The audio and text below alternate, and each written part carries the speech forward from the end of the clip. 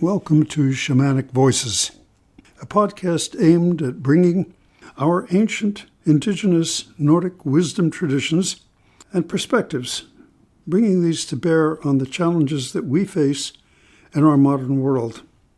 I am your host, Georg, and we will often be joined by co-hosts, Laurie as our producer, and you can find our bi-monthly episodes on most major platforms.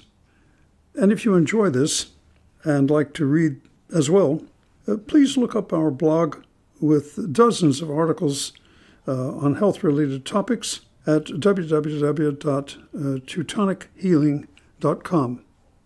And now, let's get on with our show. Good evening. Welcome, ladies and gentlemen, to Shamanic Voices. This is where we try to find traditional wisdom and apply the traditional wisdom of our Nordic and Finnish and other Teutonic ancestors to the challenges and opportunities of our modern lives. We invite guests in who have access to what we consider universal problems or issues or themes that are relevant to all of humanity. And tonight we will be interviewing Sonali. And Sonali, you'll be talking to us a lot about what your life has been like as a targeted individual. But to begin with, why don't you share with our audience a little bit about who you are, where you come from, and what it's like living in the U.S., how long you've been here, all that kind of stuff. Thank you. I am Sonali.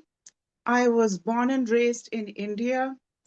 I've lived in the US for 35 years now.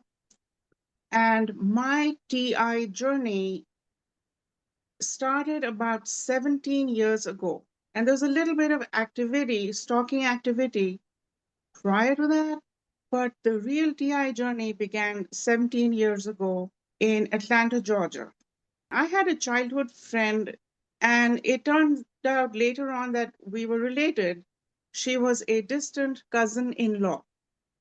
And we reconnected, and she would visit me, and she would talk about one particular friend of mine who lived in New Delhi a lot.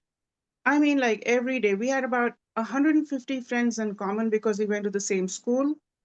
But that was the one person she talked about every single day. And that piqued my interest because a really, really long time ago, when I was a teenager, this girl's husband used to be a neighbor. And way back when I was a teenager, I had a little bit of a crush on this guy. So something told me that my distant cousin-in-law knew about it, and she was just trying to figure out if I was curious about where this guy was, what he did, where he lived, that kind of thing. And I just ignored it. And then about 2 years after that, this started in 1997. In about 2002, I think it was, one of the classmates started an alumni website. And I got a message on that. My email is such and thus, and it was this guy's email. So I didn't know if it was him or if it was someone trolling me, because it was very common, especially in one's 30s, for people to reconnect with their childhood sweetheart or stuff like that. Especially Indian movies promote romance so much that was an Indian obsession.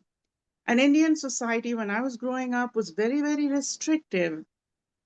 So very often when we were kids, boys and girls didn't hang out together. Very often we never met the person we had a crush on. This was someone I'd never talked to. My parents knew him.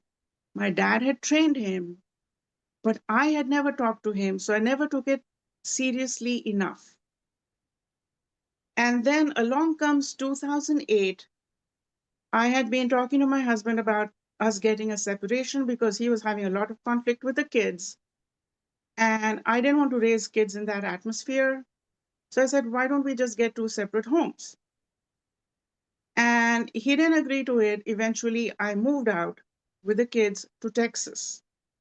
When I got to Texas, I realized that this man was stalking me in Texas. So I called the cops, as I had in Atlanta, Georgia also, and I reported him um, for hacking into my, it was, I think, Microsoft Word, because I'm a writer and there were spelling errors all over the place that I hadn't made and that Microsoft would correct on its own if, if it was an error, but these were uncorrected, very Indian style spelling errors. So I knew who it was. But when I called the cops, they said, "We're pretty sure it's your husband and nobody else." So I believed them. So, Anyway, so you heard from this guy, and he's in New Delhi when you hear from him, but yeah, then he's stalking you, or at least electronically stalking you in Houston, or I mean in Texas Austin, Texas, yes. and Austin. I Okay. called him one day. I got his phone number from another friend. I called him one day to kind of tell him, "Hey, I know you're in my phone lines and I don't talk to liars. And don't tell your wife I called you. Don't want to make this uncomfortable. I'm just telling you, I know what you're up to and I know you're lying. I don't talk to liars."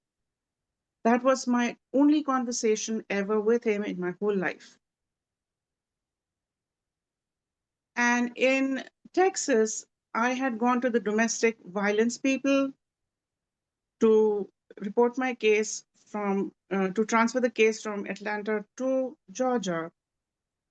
And I realized very quickly he was talking to them as well. So then I went to the cops a second time. And I noticed that my neighbors would say the weirdest things about my life back in India that he would know because his wife went to school with me.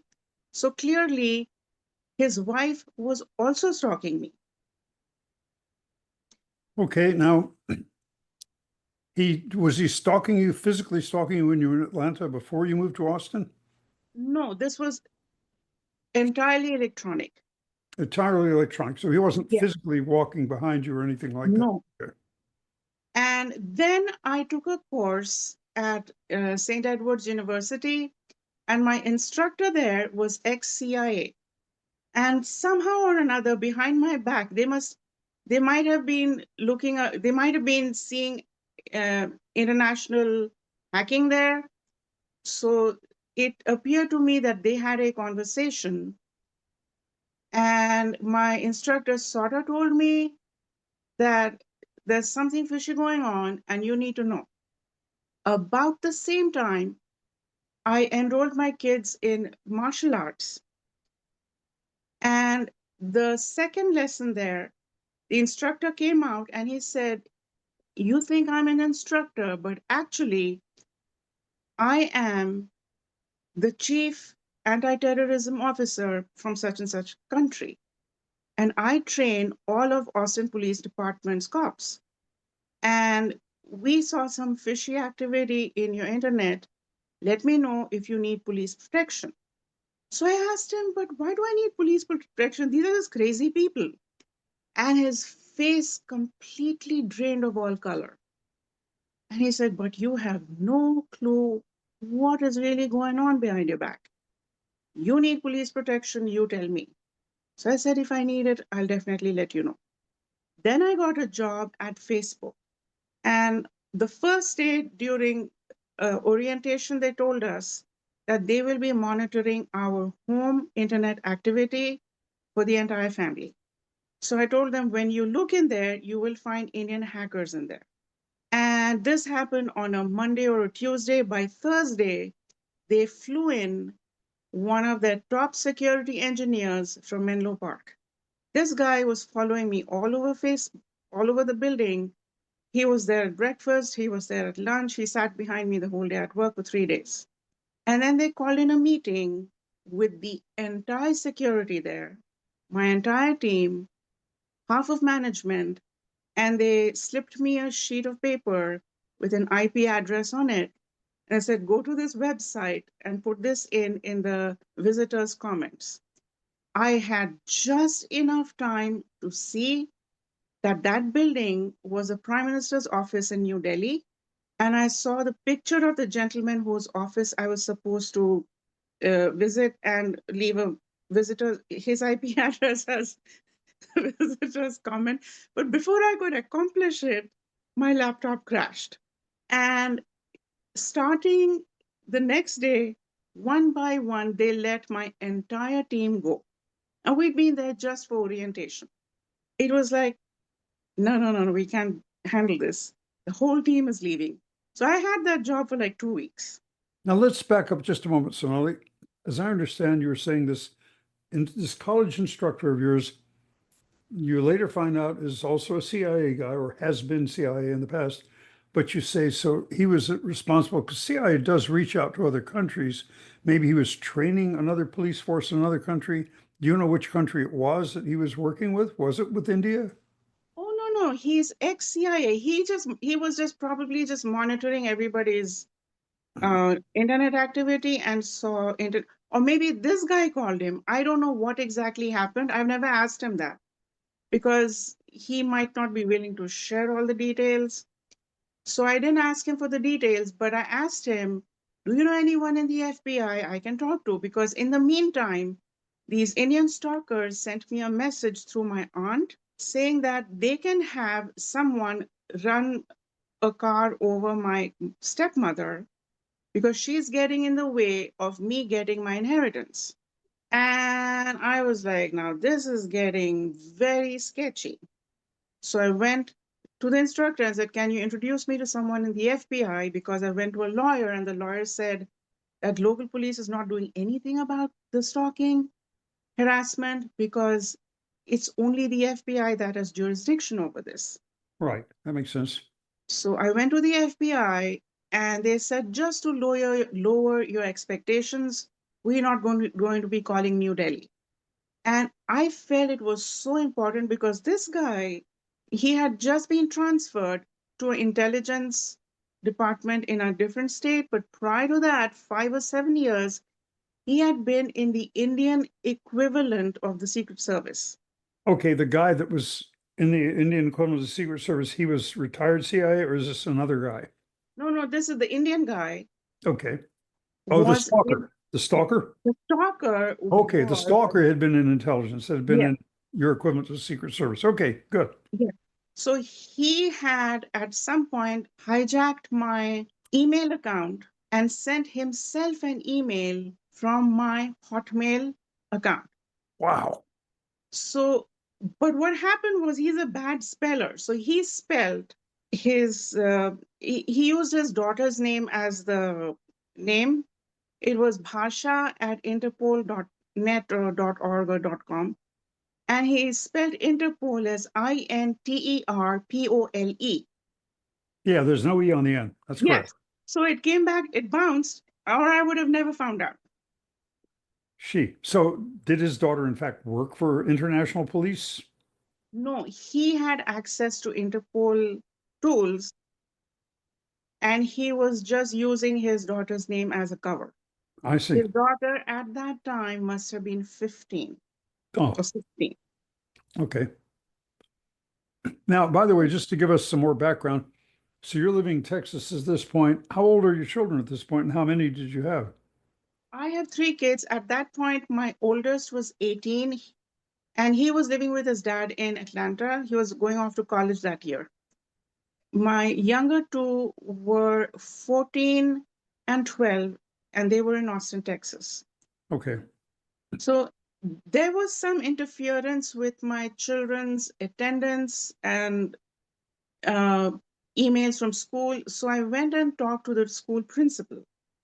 And it turns out that the school principal was married to an army officer stationed in Iraq. And on their satellite phone call, she managed to tell him about it. Do you know, a mom came by and said that someone's stalking her from India and interfering with the emails and school emails and attendance and everything. So he offered to look it up. He looked it up And he told his wife to tell me, the principal to tell me that they're using a software that costs $39.99. If you want to do the same thing to him, you could also do the same thing to him. It's publicly available. Now, at this point Yes. in this development, do you have any idea why this guy is stalking you? What's in it for him? What I gathered was he was talking to my dad's sister every single day, and he was collecting family anecdotes about first, second, third, fourth, fifth, sixth cousins. And he had already sent someone to the land office in the town where my dad lived and collected all the details of my dad's property. My dad was a cop, and before that, he had been in the army. My first conversation with my dad about this was my dad told me, these people, it's a land grab. These people are all thieves. So At that, basically, you had inherited some land and they were trying to take it from you, yeah, some land back in India. Okay. yeah. And the angle that this man was playing was, hey, she's left her husband. Maybe she and I can get together.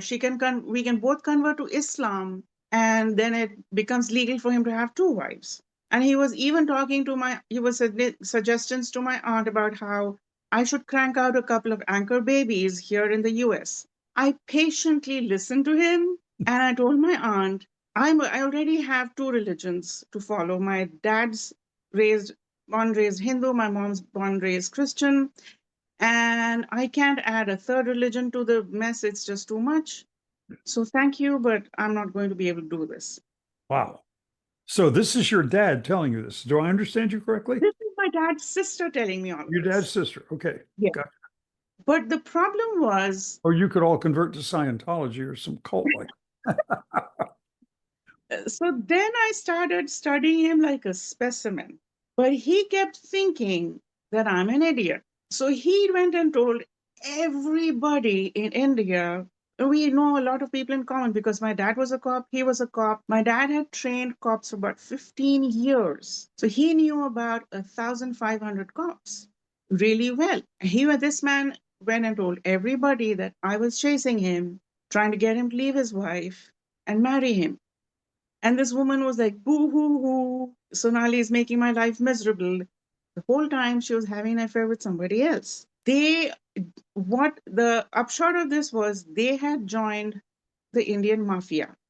They have a couple of handlers who are retired army officers in India. And they were asking me to contact every Indian American who was the child of a defense officer or a scientist, because I went to a school for a couple of years, high school. I did where all the defense scientists' kids went. And many of the kids are here now. So they wanted me to go visit them. Then I have friends who are half Russian. The parents live in India, and they wanted my dad to go visit the couple where the wife's Russian and the husband's Indian. My dad was like, I don't want to meet them because by that time my mom had passed away. My dad was remarried, and these people knew my mom really well. So my dad was like, I don't want to introduce my new wife to my old friends. Okay.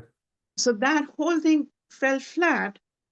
But what they did tell me, what this guy used to talk about with my dad and my dad's sister was things like the Russian space program and the Chinese space program are so advanced, they have left the US in the dust.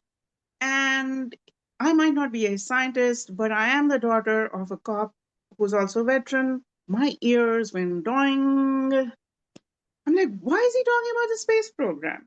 Why is he asking me to visit all the kids of the military scientists that I know here in Austin? That's a good question. And all of Yeah. our listeners are probably wondering the same thing. Why would he be telling you?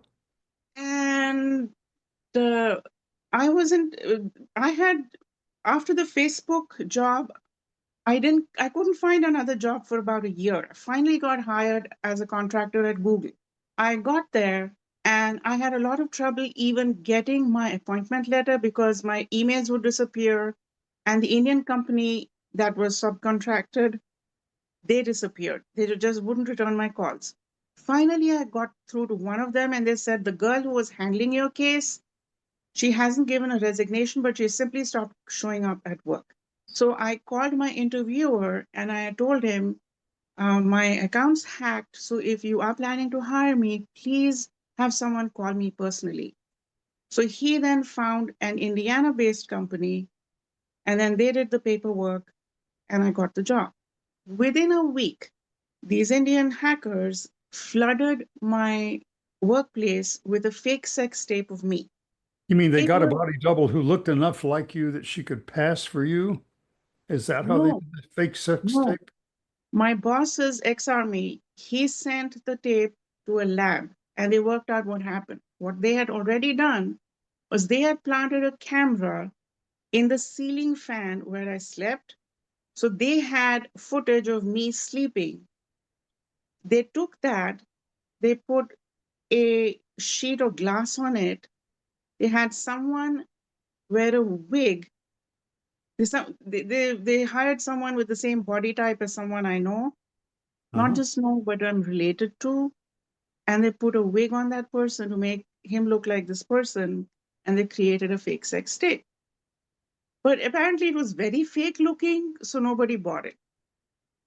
Okay, so what purpose does the sex tape use? I mean, you're a single woman at this point, a single mom Yes, with three kids. So who gives a damn who you sleep e- with? exactly. But in India, that is used to be considered a very big stigma. Oh, okay. And in the US, of course, nobody cared. But in India, people didn't believe it. People who knew me well didn't believe it. Even in the US, it was apparently very fake looking. And then, surprise, surprise, I started getting the weird, on my workflow, I started getting the strangest one line messages. The first one that caught my attention was, "She's a Russian stooge," directed at me. "She's a Russian stooge." And then another one that caught my eye was, AI is getting so good that in a few years, you won't be able to tell between a fake sex tape and a real sex tape. Wow. And another one was things that got my attention. Another one was death threats. I started getting death threats from the Indian side saying the exact phrase was that came through my aunt: "I will do to you what Erasmus did to your grandmother." And my blood went cold. Way back in 1972, my grandmother, who was a very successful business owner, had been found dead under mysterious circumstances.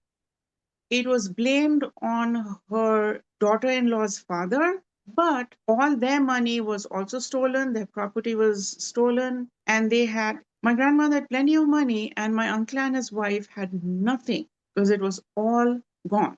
So clearly, it wasn't her father who did it. And that got me thinking because there were all these death threats. They were talking about killing my dog. By this time, of course, they know you're living in the US, you're not back in India. Yes, And the whole point is, I mean, that always when people do extortion or coercion or some sort of crime against someone, there's some reward that the criminal is looking for. So the only reward here is the property you were going to inherit in India. Is that correct? that and all of the bank accounts they had access to. They drained my dad's bank account to zero, his life savings. They drained it to zero. Imagine these are army or retired army officers and police officers doing that to a fellow veteran and retired police officer who had trained them. Just the shamelessness, the heartlessness of that. A veteran doing that to a veteran. It I was agree. just unheard of. This level of lechery has been unheard of. So one day, one of the army officers got on a third line with my dad, and because they were telling me to marry this guy, sponsor him, that kind of thing. And I said, no, I'm already married, don't want to marry, can't be married to two people, and I'm definitely not converting to Islam. So, and for women, it doesn't work that way anyway.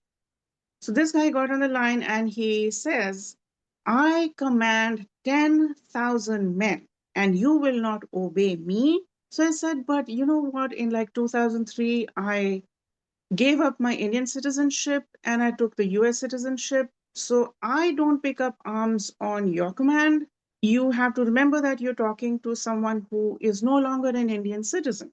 But they had been lying to their higher ups, saying that I was under their full control.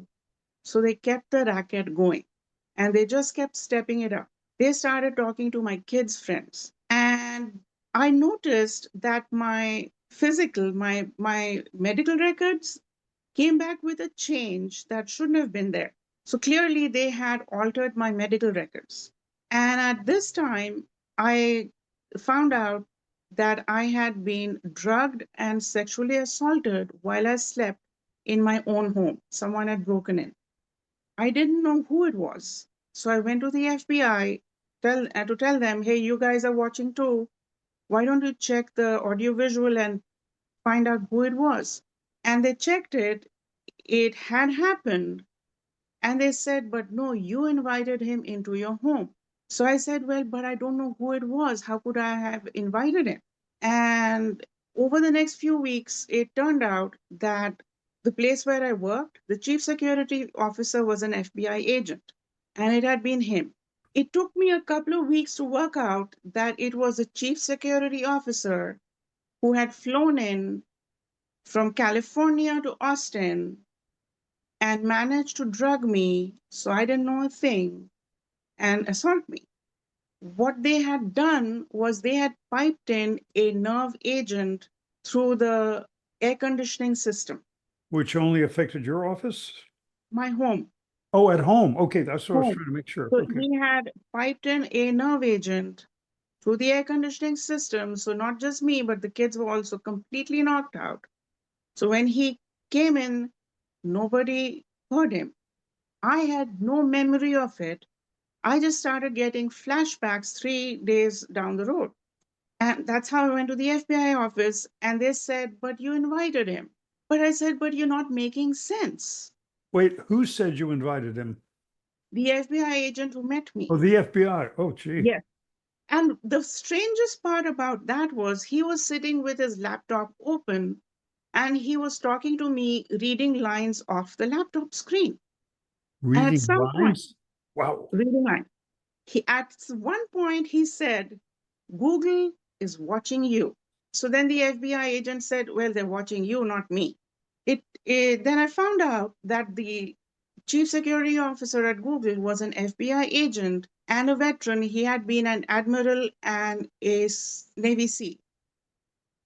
And I wasn't the first victim. The girl who used to sit in front of me, he had done the same thing to her. He had called her to California and done the same thing to her.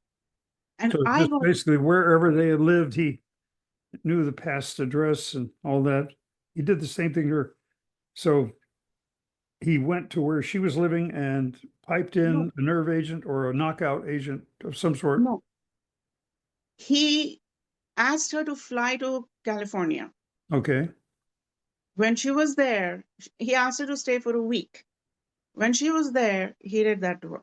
And because she was drugged, she too took a long time to figure out that that had happened to her. So basically, this guy was knocking out and then raping a woman in her sleep. Is that correct? Do I understand you correctly? Yes. Wow. And the FBI was watching, the Indian government was watching. Nobody made a 911 call. And when I went to complain to the FBI, they said, but you invited him. I said, I don't know who did it. I'm here to ask you, look at your AV feed, tell me who did it so I can press charges. And the next couple of weeks, I figured out from what people were telling me is that security officer is an FBI agent. So they're going to, protect him. Then I left my job. My daughter got admission here in Purdue. So we Now wait, moved if here. he's your security officer, is a former FBI agent, is that what you mean? Yes. At that time, he was still with the FBI. And they told him, you cannot do things like these. You have to stop. Because apparently he was doing this all over the place. And then because they said you cannot do it, he did it again. He came to Indy, did the same thing again. This time And they fired him. Okay, and this was an actual security officer with Google, is that correct? Chief Security Officer. Chief You security, that's, gee. He went to Kelly School of Business here in Indiana. He was here for 10 years. So he knew people in Indiana. They knew him, but they fired him anyway, which was at least one good step forward. So I guess there But was no way to sue Google for letting this happen because there's no proof that it did happen if they're claiming that you invited him. Did they have a digital record where you were supposedly typing, inviting him to your house or something? they have been, when they picked him, the cops picked him up in India. When he did it in India second time, they picked him up. And you know what he said? No. He said he showed them a Craigslist ad and told them that I was a prostitute. I had advertised my address on Craigslist and he was just a paying customer. He never told them that he was my boss and he had done this once before. But the cops picked up on all of those lies because, news travels. Now, So then he got fired. just to make clear for our listeners, you're talking about in Indiana, not Yes. India. Okay. You Yes. said it kind of quickly and people might misunderstand. Okay. Yes. So he followed me all the way to Indiana. And I couldn't understand why he was doing this. He had told me, he had sent me a message on Facebook that he was going to India. He said, I'm going to India, deal with it. And those messages always show up as spoofs where memes should be. So if you go to look them up, you can't. But the FBI, CIA, military all had been tracking it, so they had all seen it. When he came back from India, he sent me a message. They gave me money and I took it because they are the mafia. I'm very worried that if I didn't take it, they would kill me. So I just took the money.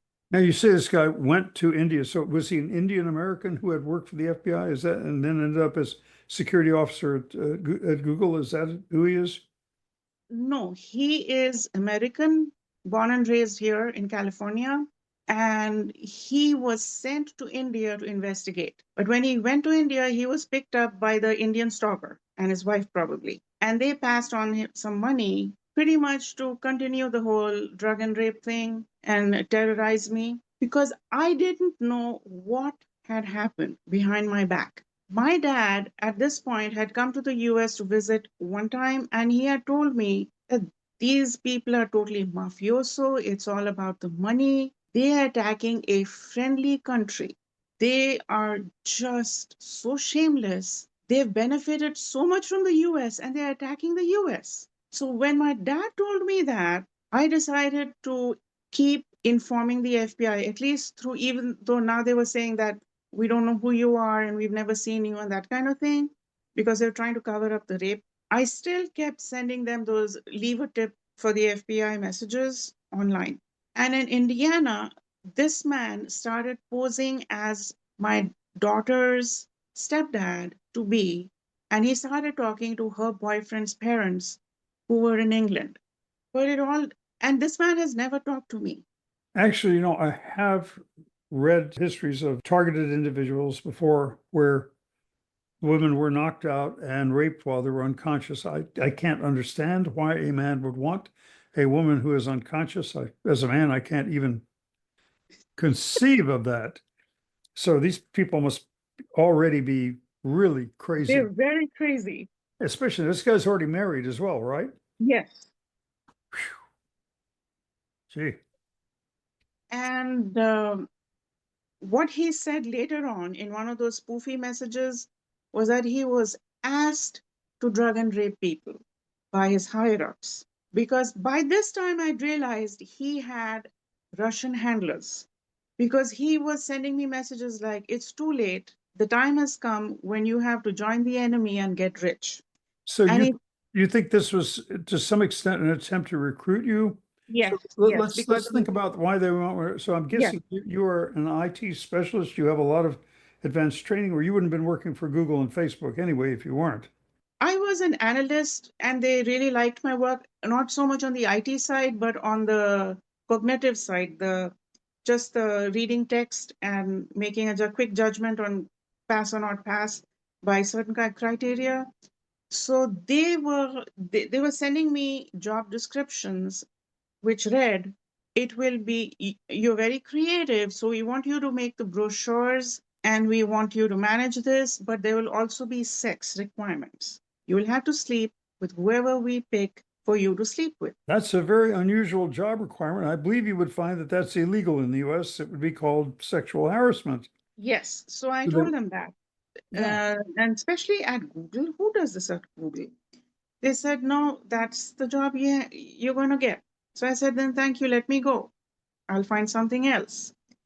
Then they said, no, this project is halfway done. We cannot finish it without you. Please stay. We are begging you to stay. Even the owner's mom is begging you to stay. Okay, now begging you to stay. So where are you when you're being made this offer? You're still at Google or not? I am unofficially on the project, but they have 3 or 4 or 5 layers of false conservatorships. They declared me medically incompetent by altering my medical records, and they enrolled me in some kind of MK Ultra thing. So there are 3 levels to this. So They have, they're trying to coerce you into taking a job handling, editing text and making arrangements for people to make things, yeah, I guess to publish things, right? yes, they said I should work on the brochures. Okay, brochures about what was the subject of the brochures? They didn't tell me that, but I had just started designing the book cover for my poetry book and my fiction book, and they really liked my work.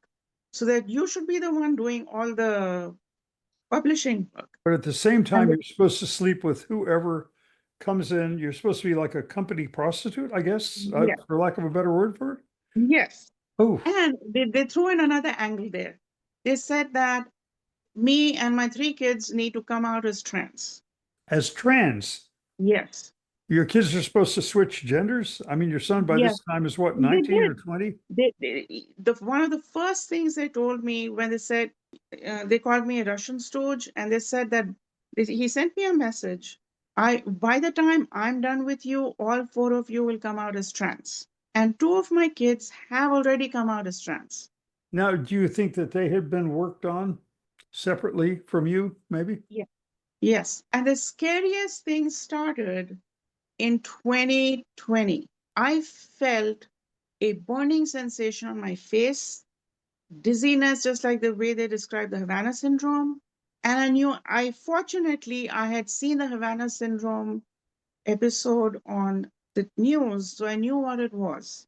Let's back up So, for our audience to understand. Havana syndrome is radio waves broadcast to make you ill or electronic harassment projected over sometimes over a pretty great distance, right?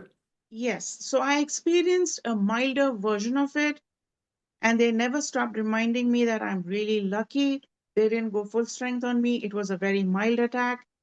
They tell me I have to be very grateful that they've been kind enough to me that they only hit me with a very low dose. Now, that's a hell of a recruitment thing that they're pushing on you. What sort of money were they talking about offering you to join them? 2 million. A year? No, no, no, for the entire ordeal. For 10 years Ordeal. or for 5 or 10 years, they were offering me. And I said, that's really cheap for what you're doing to me. Because they weren't letting me change jobs either. They were holding me hostage.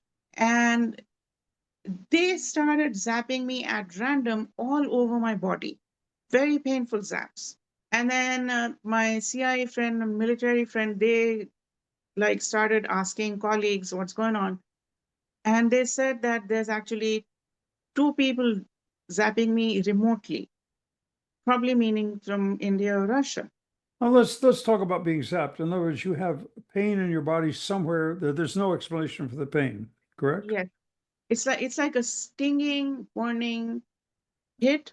And if they go for private areas, so it's very difficult to talk about it.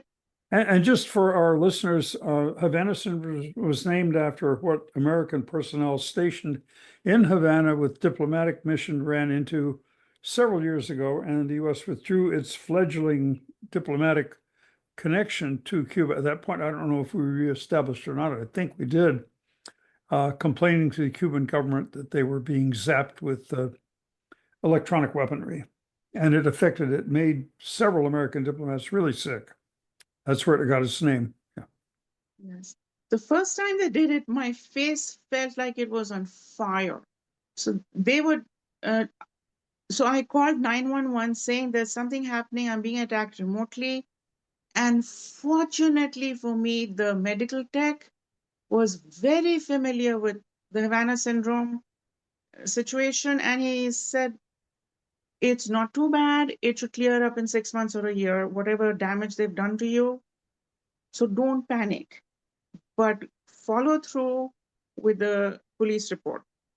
And they assigned me a detective. The detective came home, talked to me, gave me his card, and he said, night or day, call me if there's any situation. And when I called him, he just wouldn't pick up. He wouldn't respond to my emails. He wouldn't pick up my calls. And then the stalkers were sending me messages like, hey, hey, hey, we got the detective. He's been doxxed. Now, where are you living at the time this happens? Are you in Indiana at this point? Yes, Indianapolis. Okay, I understand. So at that point, I did call 311 a few times, and they said you would need a new detective because he's let go of this case. And then by that time, they had taken the initiative at least to fire the chief security officer. That was at least one person less in the mix, except he was still at Google. But by that time, he was apologetic, saying they made me do it. Now I don't know if he was, and he was sending me messages like, I have a special relationship with the FBI. I am telling them what's going on. I'm gathering in intel on what's happening. So he was playing both sides. Well, that's not unusual for a confidential informant to be getting paid $3,000 or $4,000 a month for a part-time job just informing the FBI, and quite often they continue committing the crimes they were already committing, putting Yes. the public at risk for the crimes, which basically the government is subsidizing the criminal network by doing that, and then Mhm. telling the FBI just a filtered portion of what they want to tell them. Certainly not the whole truth. Yeah, that is a very disturbing aspect of our confidential informant arrangement. And I hope Attorney General Pam Bondi will do something about it because that really needs to be reformed. Yes. And I think it was the day Ukraine was attacked. That's how I remember it. So it would have been the 24th of February, 2022. Right. They went full savage and tore up my private areas. Now, did they do this remotely using this technology Yes, that you were yes, describing? Okay. using this medical laser technology. And I was so confused. I have done nothing. I'm just sitting at home, not doing anything. And they do this to me. And I looked up the news and I saw that Ukraine had been attacked. And their fortune teller apparently had told them that I'm this strange spirit being that is defeating them or interfering with their work or whatever. So And they, now you're a being who's interfering with whose work? with the Russian people's work. So they have this, You they mean they with, have you mean with they, Russia's ability to conquer other nearby countries and rebuild its empire? yes, they're slightly cuckoo. They're always on cocaine and alcohol the whole day. Wait, So who is on cocaine and alcohol all day? the person who sends these crazy messages to me, Okay. apparently, I've never met this person, but the my friends in the military and CIA who are tracking them, they say that this guy is just always on something. So don't worry about his crazy messages. He's always talking to psychics, and they might have said something else. He might have heard something else through the fog of whatever he was on. So he might have, just misunderstood something there. So I got extremely angry, and they have planted cameras and phones and bugs in my home so they can hear me. So I said, this is a message for the owners of the company. I'm going to take a picture of the damage they have done to me, and I'm going to send it to the Russian embassy, and I'm going to name the perpetrator as your chief security officer so they know who to punish. And fortunately for me, they believed me. So they at least reprimanded these people. Of course, I never got around to sending the picture. So let's recap here. So the Google head of security you're sending a complaint about him to the Russian embassy because by now you've connected that the Russian mafia, the Voy, are actually operating this guy. That's who his real employer is. Yes. Okay. It took me 2 or 3 days to build the courage to attempt to take a picture. And I was like, okay, before I take a picture, maybe I should find out the email of the person I should send it to. So I went looking for the Russian embassy and looking for their contact number. And I found out that the diplomats had been thrown out. So now there's no embassy to send it to. So why bother taking a picture? So I never took the picture. But by this time, all the way to the owners, everybody knew that this was being done to me. Not my fault. They just got mad, maybe because something went wrong somewhere. Maybe the embassy got. Now, did you just Maybe say that there was no way to contact the embassy at this point? No way to send them the picture? because all the diplomats had been kicked out. Oh, okay, right after the war started. Okay, yes, Yeah. yes. And their ambassador had defected. So no one was to be found. So I never got around to contacting them, and Did they you ever started. consider sending your email and your proof and all that to, let's say, the Russian delegation in New Delhi? No, because I already knew that the Indians were involved. They were paying the chief security officer. So I knew that nothing would be done in India because my dad retired as a 3-star general in the police. He had trained about 1,000 of these guys. And when they took it on, like the highest ranking police officer in India is a 4-star general. And I knew him since I was a kid. He took it on and he was immediately moved. The other guy who also I have known since I was a kid, he was the chief of what's the CIA equivalent. He was immediately moved from his post. Oh, So so your I dad knew, was, I guess your dad was probably not just training policemen out walking the beat, he was probably training detectives. Is that correct? no, Your he dad was was training investigators or what? no, he was training fresh recruits when they first came into the force. Okay. And then over the years, they would branch off into different departments, different states. So he knew cops all over the country, and his trainees over the last 30 years had been promoted to the topmost positions. Not only did he know people in India, a really long time ago, he had worked with a large group of KGB people who were posted in India. So when just before the Ukraine war began, remember they had Putin speak at a large gathering where there were 50 of his top officials. They Yes. were going through the room, and my jaw hit the floor. I recognized two of them. They had been fresh KGB recruits 50 years ago. And they'd come to our place. We'd been to their place. We'd met several times. They knew my grandma. My grandma remembered them. In fact, the reason I recognized one of them was this kid, he was a kid then. He was sitting next to my grandma. And when they left, my grandma told my dad, who was that boy sitting next to me? He is brilliant.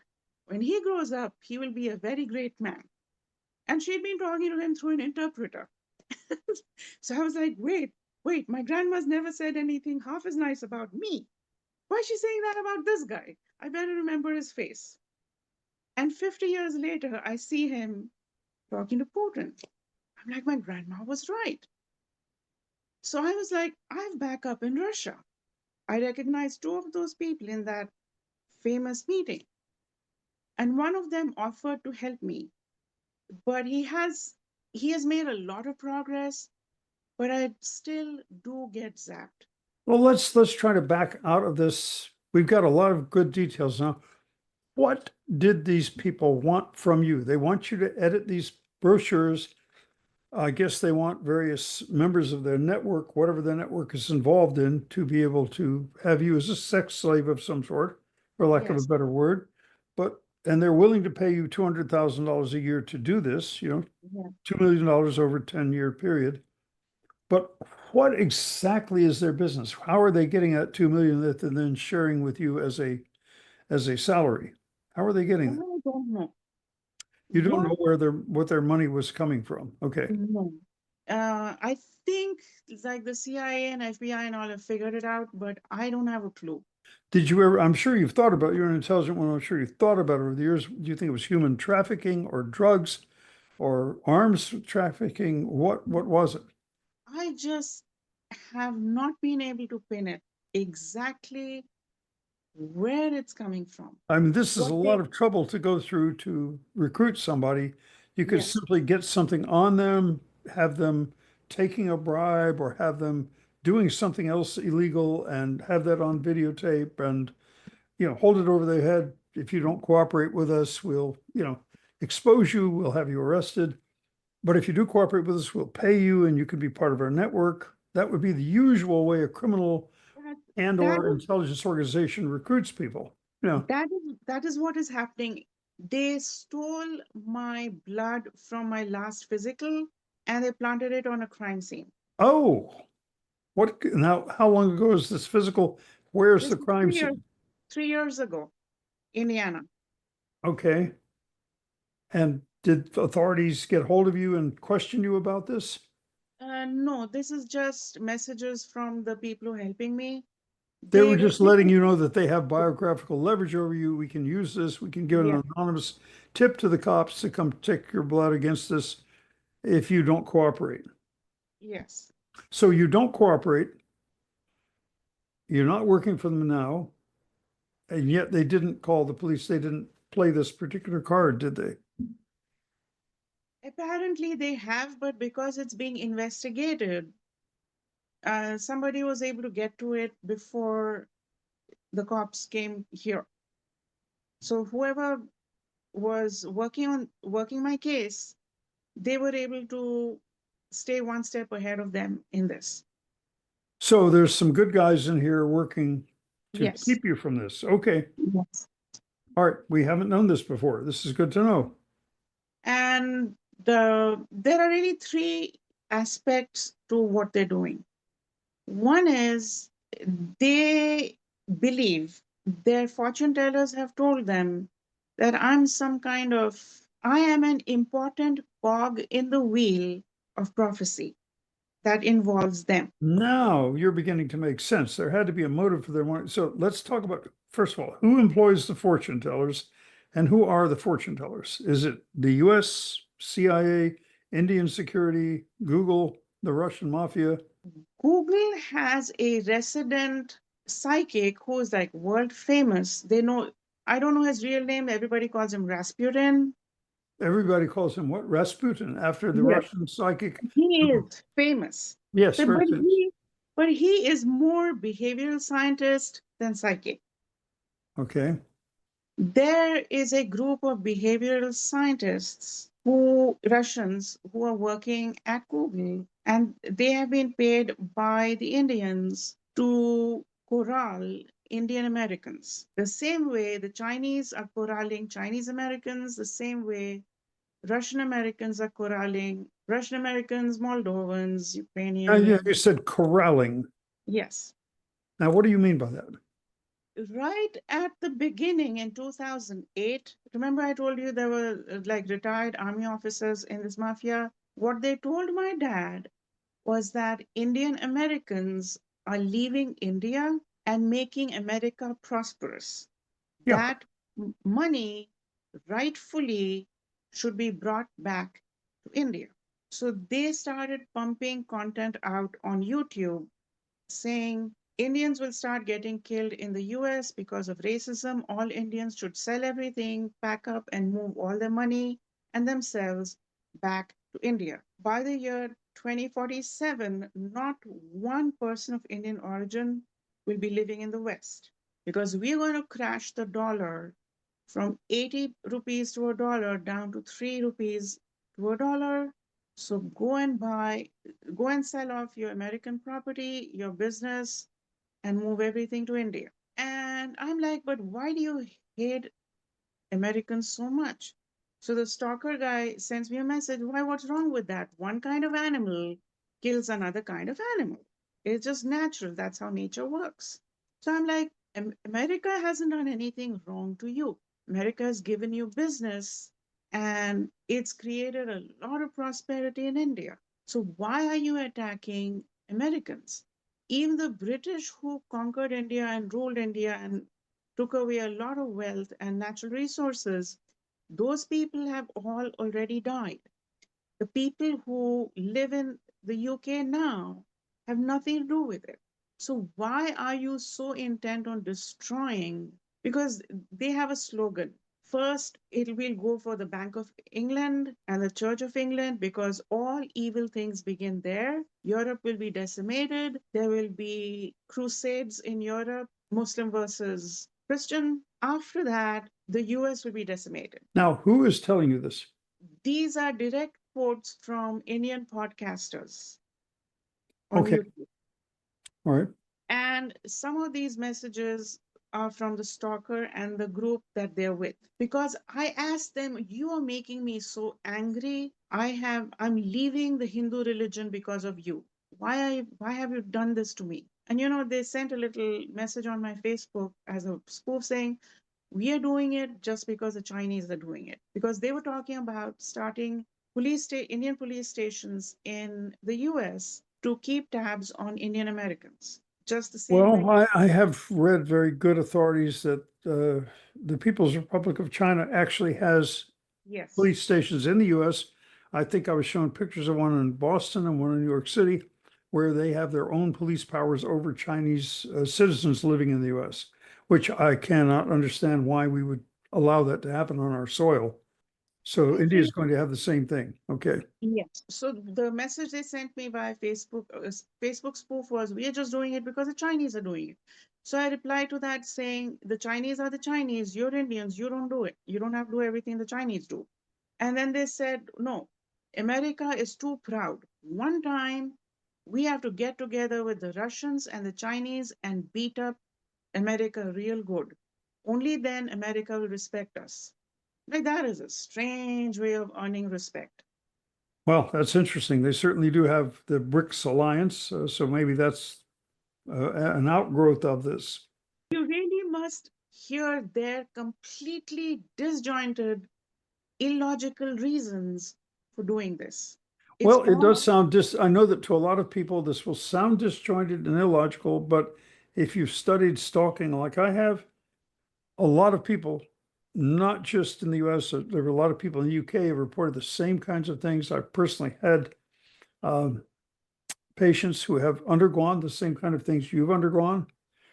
And I saw pretty good evidence in some cases that this was happening. On one occasion, visiting a couple in the town near me in Athens, and I actually was able to track which of the houses near them actually had photo surveillance going on of their house. This was provable, tangible. They were under, and the thing was, these people had no, they weren't worth a fortune. They didn't have international connections. I I have a theory sometimes, at least part of the time, and I want you to think about this and tell me on our next podcast if I'm right or wrong, or this is a crazy idea, that this is a science experiment and you're being used as a lab rat to see what you could put somebody yes, through and what yes, effect it would have on them. yes, absolutely. That's why they've been paid. This is like a research project for them. It's been conducted by behavioral scientists. Okay, that makes sense. And when you mention the Russians being involved with it, I am remembering that Google's one of its founders, I believe, is Sergey Brin. His real name is Bielaskovich or something like that. He's a Russian Jew that runs Google, very far left communist type. Of course, he's a millionaire, multi-millionaire, like a lot of communists in this country are. Share the wealth, right? As long as it's not my wealth. Anyway, so there's definitely, I could see there being some connections there. So let's try to figure out together as we go through this and help our readers to figure out, our listeners, where all this is going and why this is going on, because this stalking, this gang stalking is another name for it. Targeted individuals is another name for it. It's happening on a pretty wide scale. It's the mainstream media are ignoring it, but eventually it's not going to be ignored anymore. At least it's a topic we can look up as targeted individuals or gang stalking. And it certainly has gone on with a lot more than just yourself. think we have a clue uh, in the last message that came from this person. He said, "Why don't you just learn Hebrew and move to Israel with me?" Okay, now this person writing you, who is this one now? Tell us which. This is either someone who is like GRU or a behavioral scientist who is managing this project. And he is probably about 75-ish.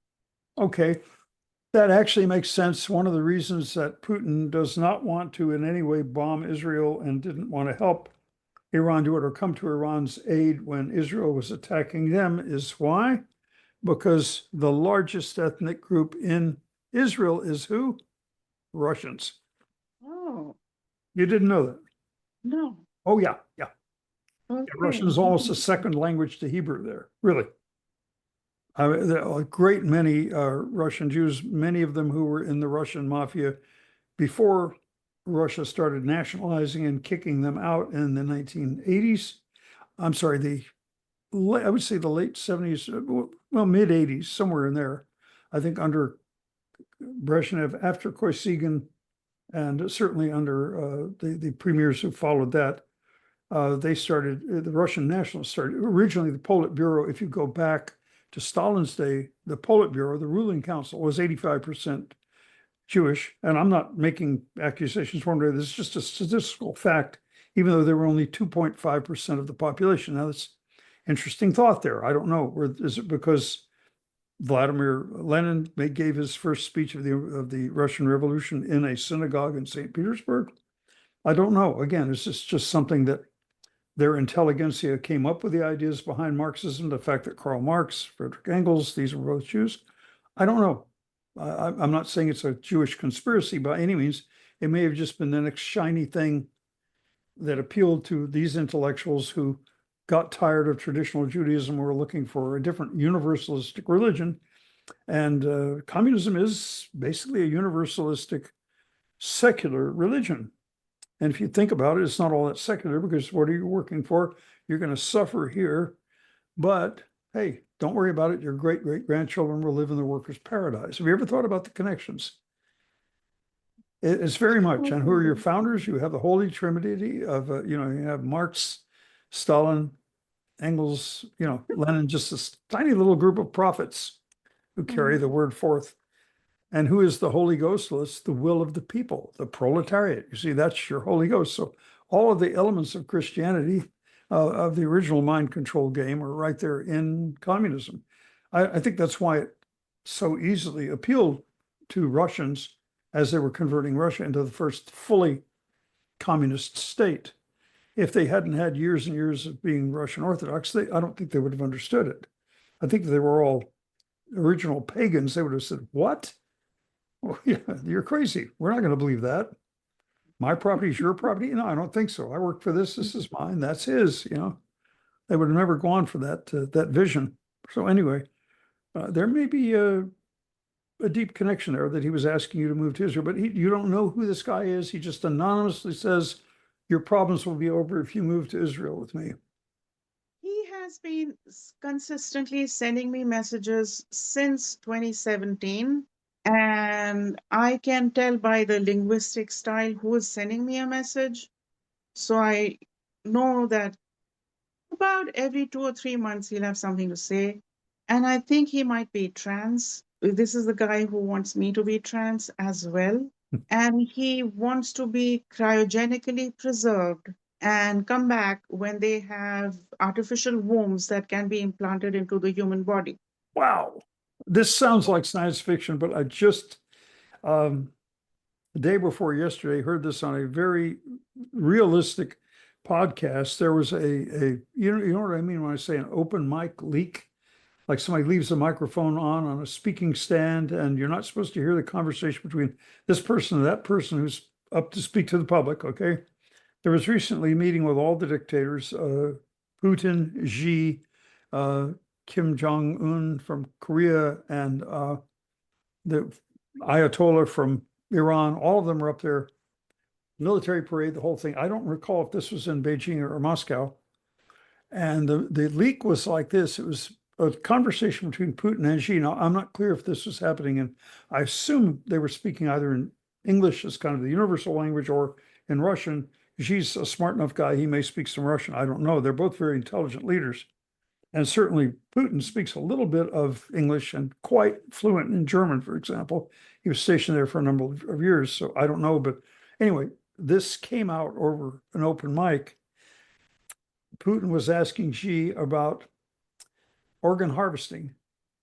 Now, we know that in China every year they kill about, you might say they harvest 60 to 100,000 political prisoners, Uyghurs, members of other minorities whom the Han Chinese are exterminating. And the really funny thing is to see all these African communities being very close to China, which is probably the leading genocidal racist country on earth, as far as if you go back and look at census figures right after the revolution, let's say in 1949 or even in the 1960s, maybe 80% of the population is Han. There's a good 20% that's other ethnicities. Now, Han Chinese are like 97% of the country. Where did the rest of them go? Well, most of them were killed off. And that's just a fact. And China is the leading exporter of human organs. Organ harvesting goes on. It is a big part of their economy. They have whole hospitals where they're trained to do this. They have vans which gas Christians and Uyghurs and so on. And after you're gassed, your organs are pretty fresh. It will take them immediately in from the gassing van, which keeps it out of the hospital. So nobody sees how these people died. They come in on a stretcher, ER, go right into organ harvesting, and then the organs are on the international market, and they're shipped out fresh in less than a day on ice to international markets for these freshly harvested organs. So basically, Xi is telling Putin in this leaked mark, that was just for your background information. Xi was telling Putin that all they have to do is replace your organs, and with our current technology, you can live to 125 to 150 years, but we're working on where basically you'll be immortal. So this clicks in exactly with what this guy was telling you. It may sound like sci-fi, but you've got two world leaders having this conversation. The mainstream media, of course, won't touch it, but it did get out, and alternative media throughout the world is putting it out there. So just filling in a gap there for people. Well, thank you for sharing your very harrowing and difficult experiences. We all pray that you will be protected from all of this and no longer dealing with this. And of course, we'd like to hear a happy story where somehow you got out of this at some point. But anyway, we'll pick up the next time, Sonali. Thank you so much for spending time with us tonight here on Shamanic Voices, where we try to bring the light of our ancient Nordic wisdom tradition to bear on modern developments and modern problems and what it's like to live in this world that we live in. And good night to all, and thanks for joining us here on Shamanic Voices. Thank you for joining us on this episode of Shamanic Voices. Please like and subscribe so that you won't miss our coming episode, where we always try to have engaging and interesting topics and or guests. Thank you, and go with the gods.